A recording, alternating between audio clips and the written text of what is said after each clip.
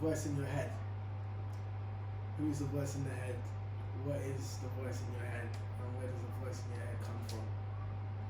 What do you think? Okay, I'll let you start that one. Why? You got waiting for time to think. Yes.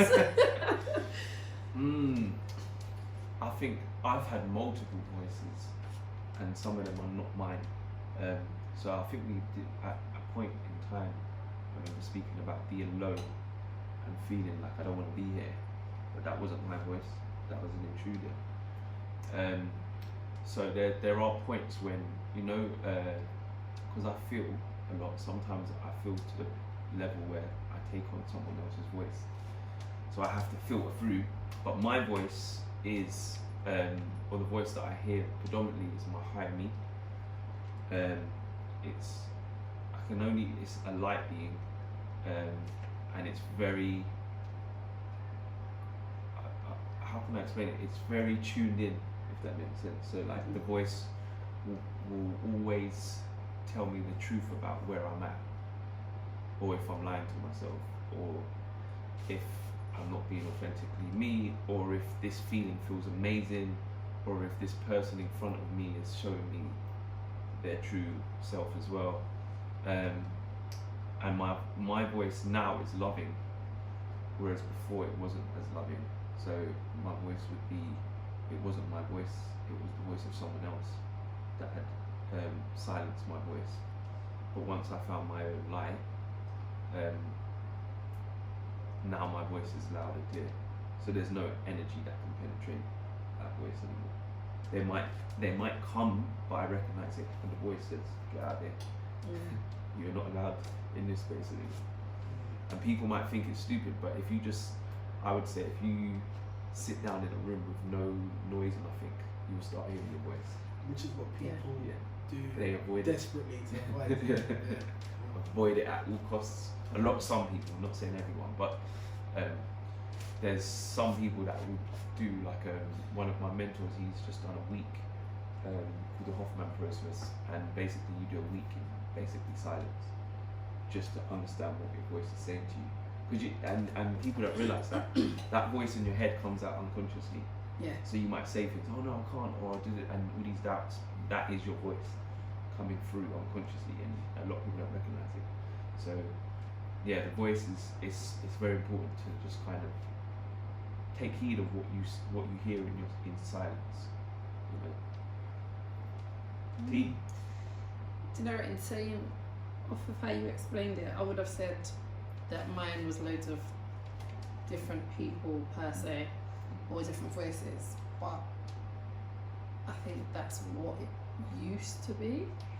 Now I think there's just multiple me's, and it's just the different elements of myself. So I think I've still got that inner child that speaks to me. Then I've got the kind of nurturing, motherly me that's like this is what needs to be done in this way.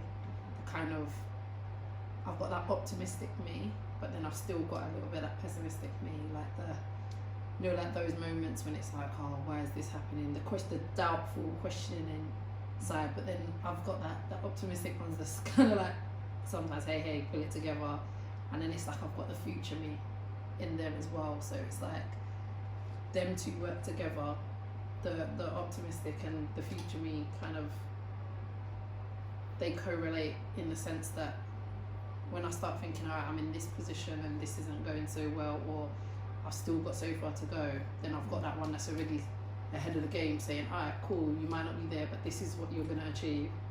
It's going to happen. And it's like, then I kind of go back into that moment. So I find now, even if I'm having low periods, they're not how they used to be before. It would just, I feel like I'll go into a sunken space. Now, even if I'm starting to sink per se, it's like I stop myself automatically. I get to a point when it's like, alright, do you know what, maybe you just need to have this little moment to deal with what's happening in front of you, but you're not staying here. So it's just like a little pit stop. It's like an overnight stay, and then we've got to go. So yeah, I think that's the best way I can explain mine.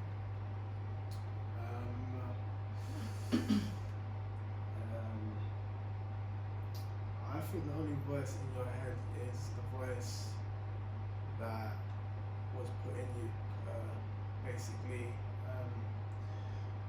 we're taught a language, and we're not necessarily taught the meaning or the power behind the language.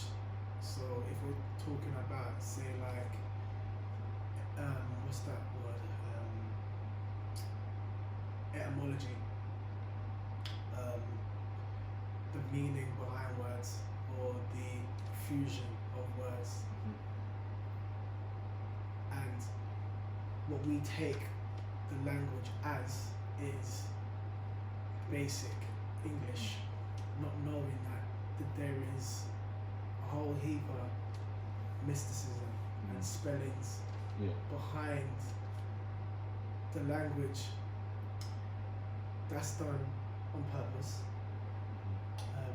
We end up growing with this, and we end up cursing ourselves. That's why they say curse. Curse, spellings. Spell into. Right. So we're going to talk about the power of language now. I mean, we're on it. Let's Let's go. Cutting, innit? But the voice in your head, I believe, isn't even, or the voice that starts off in your head isn't your voice. The voice that you grow with, that you haven't challenged, isn't your voice. That's someone else's voice. That is the programming, I think, that plays a huge part in people that get depressed. Deep rest. Right. It's suicidal thoughts. The hate, as we talk about things like self-hate, it comes from outside of you. That's not something that's within you. How does that? How does self-hate come outside of you? Because someone put it inside of you. Who's the someone? Powers that be that control your parents. If your parents have been reprogrammed, your pair that rents you. Not the mother and the father. Correct. So the powers that be are controlling you through your parents. And if your parents haven't corrected or stopped the hate that they've planted in them, they're going to corrupt you. And you grow up to be corrupt. And this is, for a lot of people, this is so deep. Like, we just need you to take a moment to think about that. You're originally just called a mother and a father, and now you're a pair that rents, which means you don't actually, because you know, like a lot of people say, my kids, but they're not your kids. Because if you do wrong by them, they're taken. Which, in my mind, there's sometimes it's justified because you don't want to kill a child. But in terms of like money, all these things, you don't really have any control over your kids. You can't even set boundaries or anything like that. To a degree. We know now that the one thing that is much more important than the language is the energy. That's the real language. Because now, if we're not feeling, not thinking, but if we're not feeling it, we're not going nowhere. Let's talk to you. That's the divine talking to you.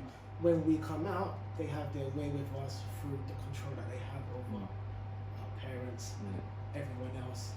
The narratives, like we're actually in a fear-based death culture. Well, corporation. Death. So when you look on your birth certificate, you have corporation, which is corp-oration. Corp is a dead entity, and oration is a verbal agreement on an occasion. So it's like they've basically verbally signed you into a dead entity. How can a dead person have a voice? They don't.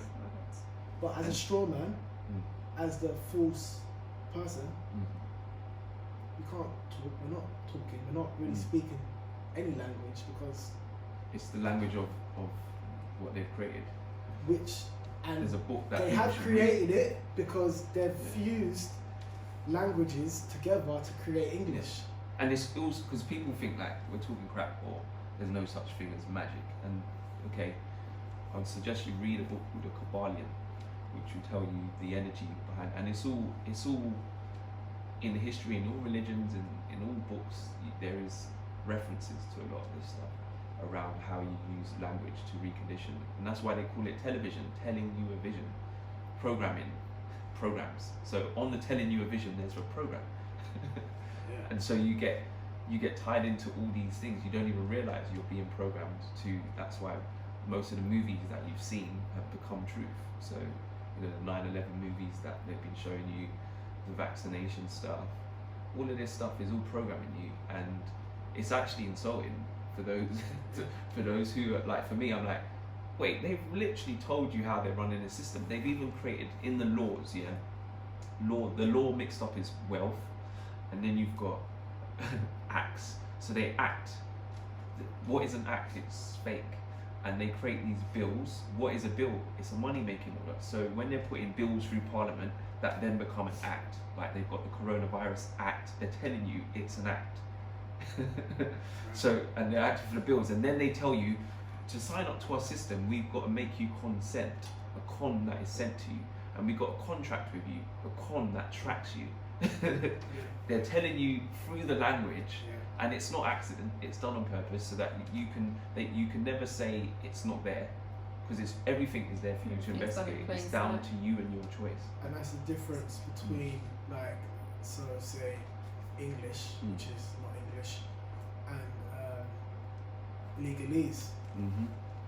The people who operate with legalese, they're not speaking the same language as us. So if a police officer speaks to you, you think you understand it because you hear English, but their meaning is meaning you stand under.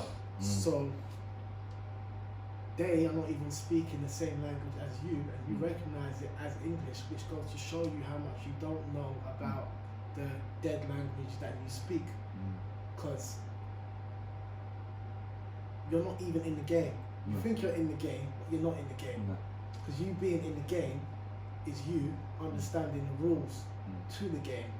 If people understood the rules to the game, or even if they just looked at language, okay, cool, don't take our word for it, go and investigate, and you actually looked at language, meaning, sounds, all of that stuff, you would start to see a lot of stuff reveal itself to you.